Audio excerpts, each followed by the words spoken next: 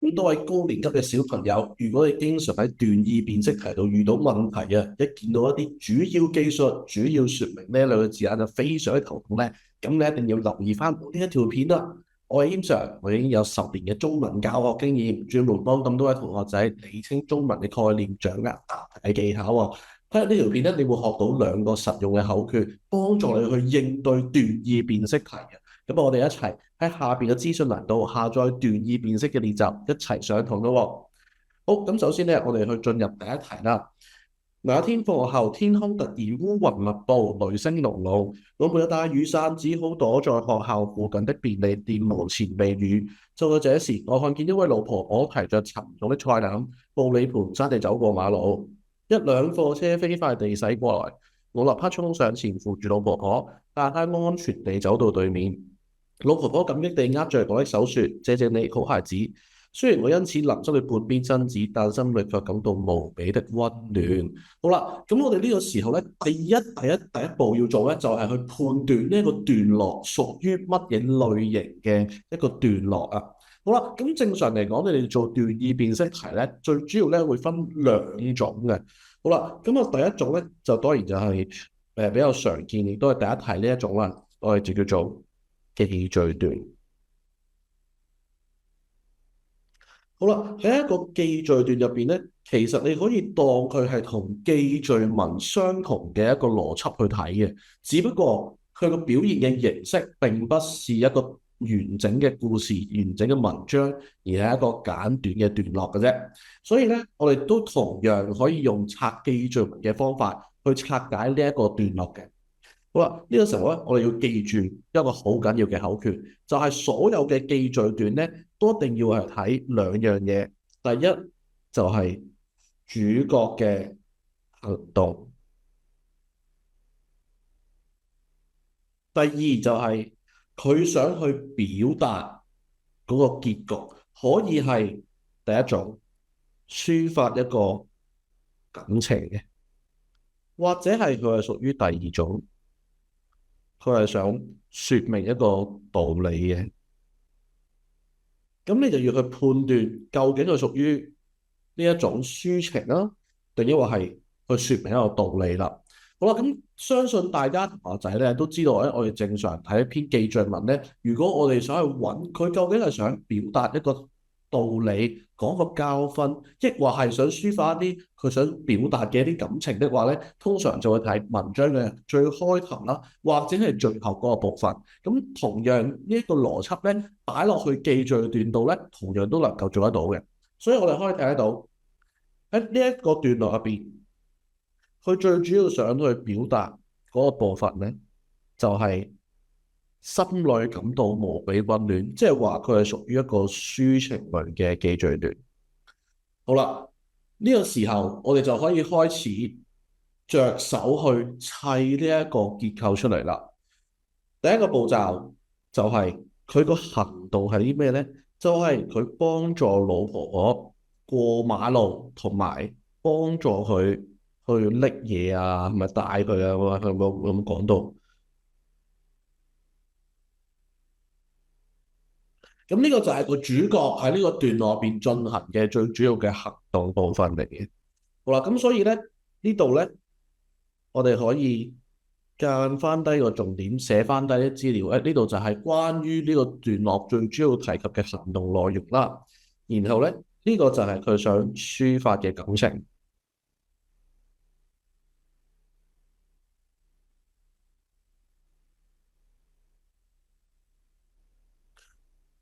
好啦，我相信咧好多同學仔咧都有呢一個能力咧去揾到正常咧呢度應該要去點樣去拆解呢一個段落嘅。不過咧，可能佢哋咧就未必會有系統地將呢一個段落最主要想講嘅內容咧，用呢一啲表達方式去寫低。咁而我哋咧就想做到呢一個效果啦。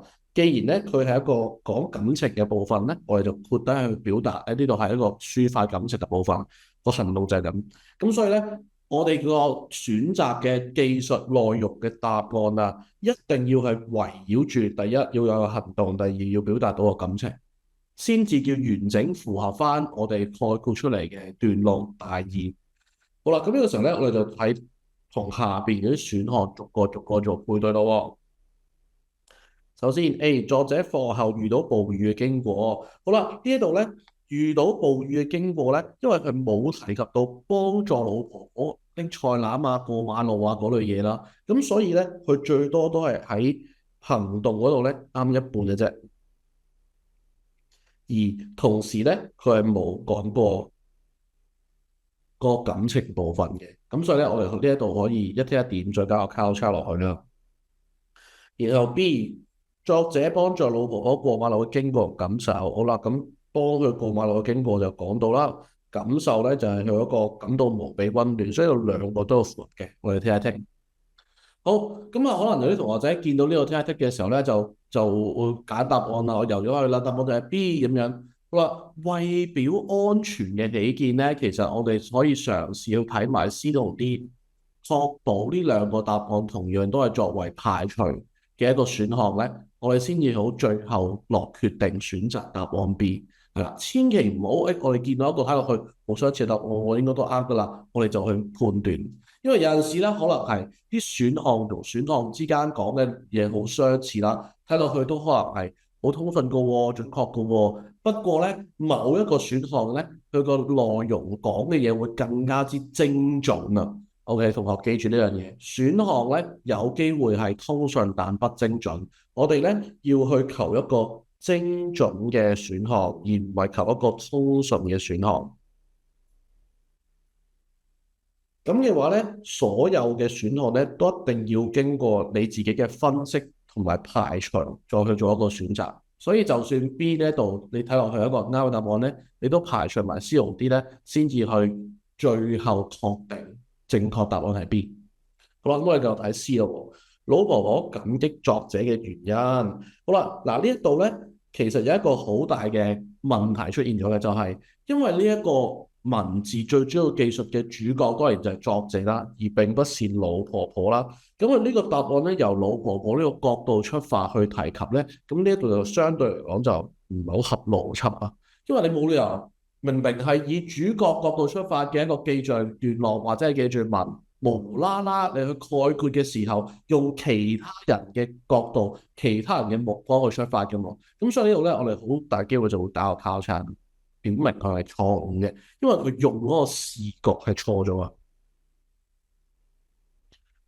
好啦，所以就算咧佢講嘅嘢咧係正確啊，或者係有提及都好咧，只要個視覺錯誤咧，呢一個選項都可能不作考慮嘅。咁多位同學，好，跟住去到 D，作者因為幫助別人而生病的故事。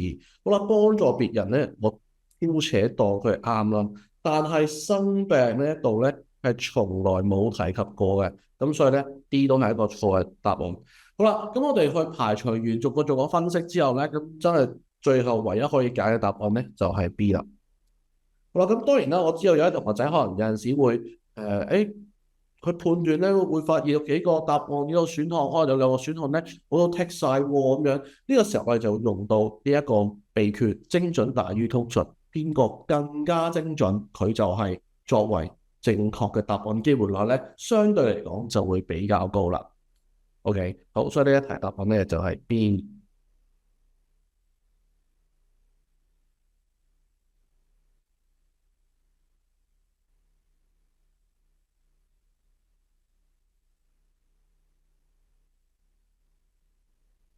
好，跟住啦，我哋咧去到第二題啦喎。好啦，不如睇下呢一個段落講嘅內容咯喎。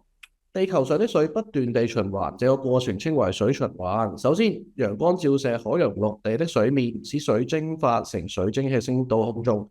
接着，水蒸氣在空中冷卻，凝結成小水滴，形成雲。然後雲中的小水滴越聚越大，最後以雨或雪的形式落回地面。這些降水一部分流入河流和海洋，另一部分滲入地下成地下水。水循環不僅為生物提供淡水，還能調節地球的氣候。好啦，呢一個段落咧，同上面我哋構出嚟嘅唔同。上面咧呢個係記敘段，而呢個咧好明顯咧，佢係一個説明段啦。好啦，喺説明段嘅方式啦、技巧啦，其實同喺説明文係一模一樣。我哋呢個時候第一個步驟、第一個秘訣啊，我哋要去做嘅咧就係一定要先揾咗佢一個説明嘅主角，然後再揾出佢嘅説明重點。一般嚟講咧，我哋可以喺一個説明文或者係説明段落揾一個好關鍵嘅句子，就可以幫助到我哋概括啦。冇錯，我相信咁多位同學都知道，就係中心句。好，咁中心句一般都會出現喺文章或者係段落嘅邊個部分呢？就係首或尾句，即係話我哋可以睇翻呢一個段落入邊嘅第一句。地球上的水不斷循環，這個過程稱為水循環。跟住最後呢，就係水循環不僅為食物提供淡水，還調節地球的氣候。好，呢一度咧，我哋可以睇得到佢係屬於兩個方向嚟嘅。第一個咧，呢一個中心句咧就話俾你聽，我係圍繞住呢一個主角水循環去做一個介紹啊。跟住咧，我哋都見到一啲相應嘅標示語幫助我哋去理解嘅。首先就係見到呢個首先啦，然後就有接着啦，跟住之後就有然後啦。好啦，呢一類嘅字眼咧，呢一啲標示語咧，話到俾我哋聽，呢一個段落圍繞住講嘅就係關於説明主角水循環嘅過程部分。咁所以咧，呢度咧，我哋可以寫翻，但係佢嘅説明重點應該係圍繞住講個過程嘅。好啦，最後一句咧，呢個類似係小結總結嘅部分啦。佢就講到啦，水循環不僅為生物提供淡水，還調節地球嘅氣候。呢個老實講，偏向於講水循環對人類嘅好處或者係優點多於一個小結啦。咁所以咧，中心句咧，我哋可以喺呢個段落嚟講睇到偏向於係第一句，而唔係最後一句嘅。好啦，咁但係當然啦，呢個都亦都幫助到我哋去理解翻呢一個段落圍繞住説明嘅內容啦，其中一 part 咧就係講水循環嘅好處啦。好，咁其實咧我哋已經概括咗啲嘢出嚟咯，就係水循環啦，同埋佢關於嘅過程啦，同埋佢嘅好處呢三個部分。呢個時候咧，我哋就可以同選項做一個對比，睇下我哋概括出嚟嘅內容究竟喺選項入邊有冇提及到咧？如果有嘅話咧，逐個配對翻，咁我哋就可以直接就揀答案啦。首先第一個水循環咧會影響到天氣嘅變化。哇！呢度咧其實咧我哋可以大概喺表示水循環過程中咧都有講過下嘅。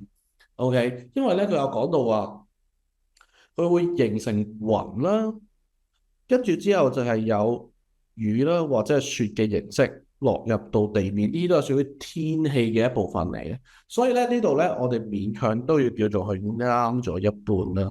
因為佢其他嘅過程啊，或者好處咧就冇提到，只係有講到佢做到嘅其中一個影響啫。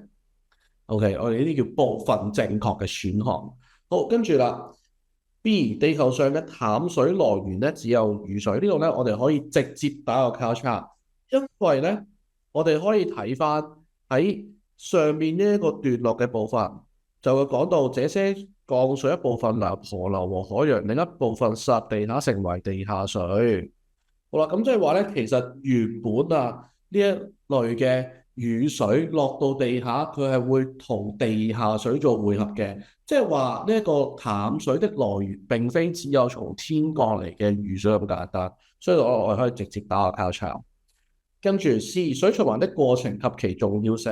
好啊，嗱呢度咧，我哋可以俾我聽佢嘅，因為我哋剛才概括三部分，第一就係水循環，第二就係過程，第三就係佢嘅好處。呢一度咧，我哋可以睇到呢個選項啦。第一有講到個説明主角水循環啦，而佢有講到第二水循環過程啦，最後咧就係講到佢嘅好處，即係佢嘅重要性。咁所以呢個係一個完全符合翻我哋概括內容嘅一個選項嚟嘅。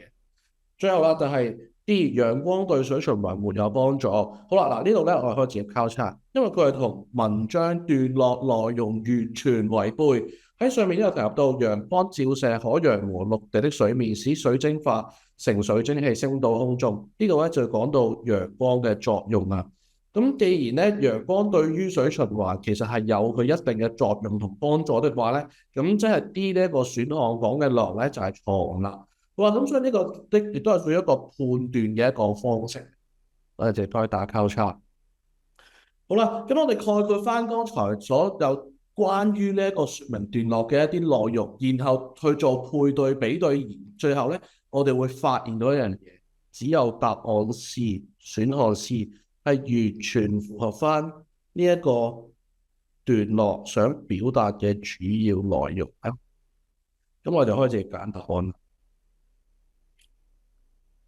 好，咁啊，我哋今日咧就學咗兩種唔同嘅段意，我哋用一種乜嘢方式去解決啦。首先咧就係第一種啦，記敘段咧，我哋要將佢拆解主角嘅行動同埋抒情或者係說理嘅部分啦，幫助我哋去做一個選項嘅配對。